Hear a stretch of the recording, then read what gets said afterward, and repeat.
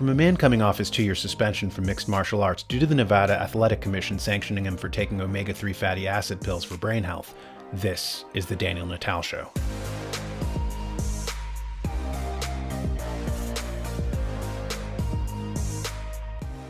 Most schools today teach that America is a propositional country. What is a propositional country? In terms of world history, this is a new thing. It means a country not based on a people, but based on an idea. This concept is no older than the 20th century when the Soviet Union based itself on the idea of communism. The problem with this notion is that America was not founded in the 20th century. It was founded in 1776. The founding fathers never heard of a propositional country. They had no notion of founding America on anything other than its people, the American people. In fact, the form of government they chose was an allusion to the people, a republic. It literally means the people's thing in Latin. Lincoln would later say that America was a nation of the people, by the people, and for the people. The people were central to its establishment. Thomas Jefferson made the same point to Supreme Court Justice John Marshall, criticizing his belief that the people should be cut out of all decision-making.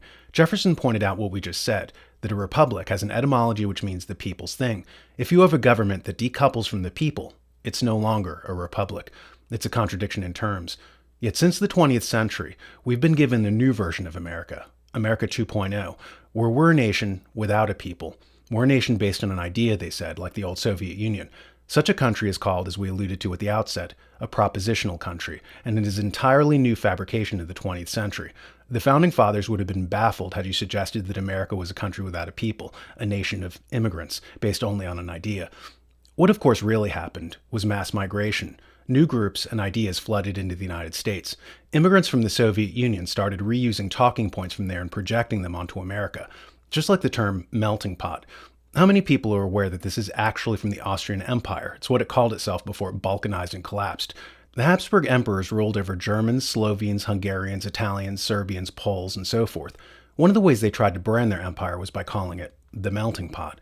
It was no coincidence that new immigrant groups from the Austrian Empire reused that term when they entered America and repurposed the hand-me-down phrase for the United States, terraforming their adopted country so that a new narrative could be established.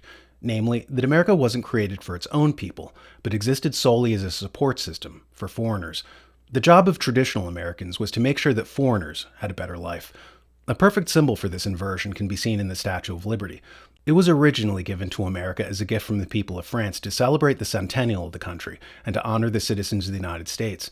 Only much later was the poem of a socialist added to the statue's base, where we were now told that the statue celebrated migrants fleeing Russia. This would have come as some shock to the man who made the Statue of Liberty, who had no intention of celebrating migrants from Eastern Europe. And in fact, the poem wasn't even written with the Statue of Liberty in mind. It was written in a completely different context by Emma Lazarus, celebrating a different people. In a Slate magazine article of Emma Lazarus's poem, they point to the fact that the poem was not written for the Statue of Liberty, nor was it written for America or the American people. It was written earlier, according to her biographer Esther Shore, who said, "She was made aware of the refugee crisis of Jews fleeing pogroms in Russia by people who were working with her at the American Hebrew magazine. She was asked to go visit the refugees early on at the Schiff Refuge, a camp on Ward's Island. She wrote an amazing muckraking piece of journalism about the conditions of the refuge. And it was very effective, because within a few days, a cannery had offered jobs to these people. She knew how to make a difference. She knew how to make an impact." Miss Lazarus wrote her poem in 1883, 2 years before France made a gift of the Statue of Liberty to America, so it was not written for that event, nor was it even written to celebrate the American people. So the symbol of the Statue of Liberty was prized away from Americans and repurposed. The imagery was subverted, and the American people were essentially told that a gift meant for them would be regifted to another people, foreigners fleeing from Europe. Imagine moving to Egypt and telling the Egyptian people that the pyramids were not theirs, but stood as a symbol for you. Imagine the arrogance, the narcissism, the sociopathic indifference to the people whose heritage and bequest you were stealing. Emma Lazarus was essentially a glorified porch pirate, seeing an Amazon.com parcel on someone else's doorstep and stealing it for herself. Because let's repeat, Bertoldi did not create the Statue of Liberty for migrants fleeing Russia. France gave it as a gift to Americans, and Americans alone, to celebrate their centennial. So with all due respect to Emma Lazarus, America was founded for the American people. It was never designed as a mere support system for migrants. And that paradigm shift in how we see America is a very dangerous one indeed. Why? Because it's the revisionist remaking of America to America 2.0, with its nation of immigrants branding, its secondhand melting pot narrative, which is a foreign import. It's just as foreign as the Soviet-style propositional country narrative that was grafted onto the older America. What's pernicious about these systems is that they decouple a people from their government. The populace is told that they don't matter, and they only exist to serve another people. As Thomas Jefferson said to Chief Justice John Marshall around 1804, a republic that silences its own people is a contradiction in terms. Jefferson, as we alluded to earlier, wanted the people to have the power in America, whereas John Marshall was more of a top-down monarchy fanboy. His entire career was dedicated to disempowering ordinary people so that the rich and powerful could rule undisturbed. This offended Jefferson. Marshall responded that ordinary people were too unsophisticated and lacked the self-control to rule, whereupon Jefferson said that that was why they had to be educated up to that level. But the answer, he said, was not in silencing them. This makes no sense in a republic, a form of government whose etymology in Latin comes from res publica, which means the people's thing. To silence the people in what's supposed to be the people's thing is a paradox, Jefferson said. It's like modern Democrats claiming to love democracy, yet they say that the greatest danger to democracy is populism. Well, what is populism? It comes from the Latin word populus, the people. It literally means the people's rule. Listen to Australian commentator Joel Davis cite this contradiction in liberalism.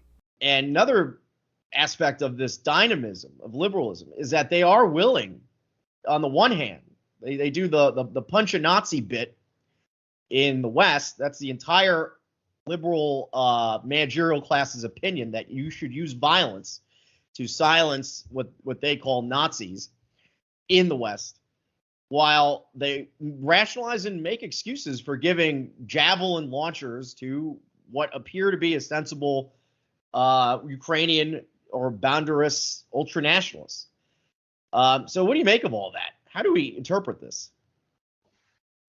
Yeah, well, I think if you really want to zone back, you want to talk about liberalism in general, I think Carl Schmitt's essay, The Crisis of Parliamentary Democracy, is perhaps his most underrated work.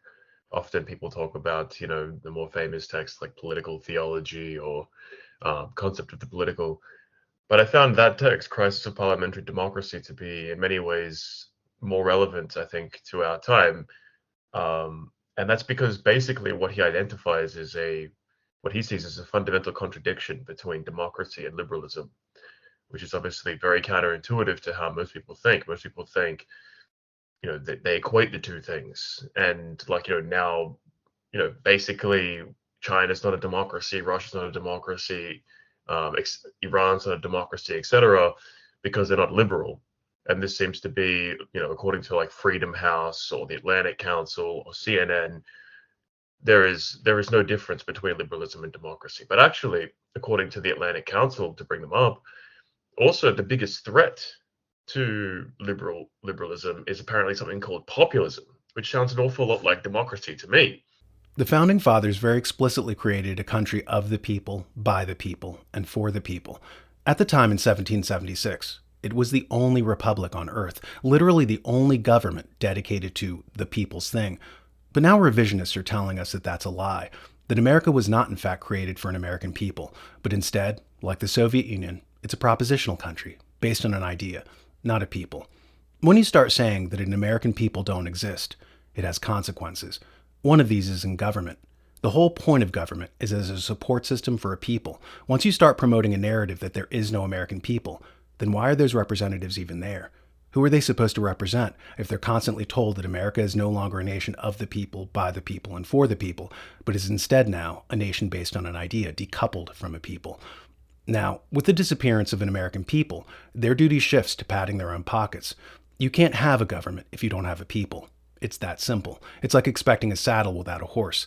So long story short, don't blame the self-serving politician for padding his own pockets. Why else did you send him to Washington? To represent an American people who you say in the very next breath don't even exist? Words have meanings.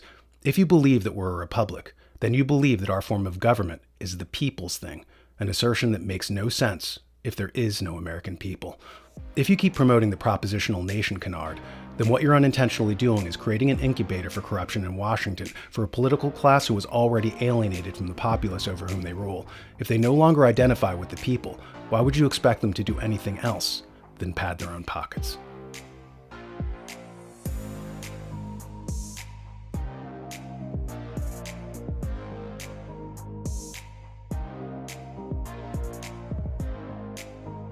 The John Birch Society provides a national program designed to counter the big government agenda and to restore our rights.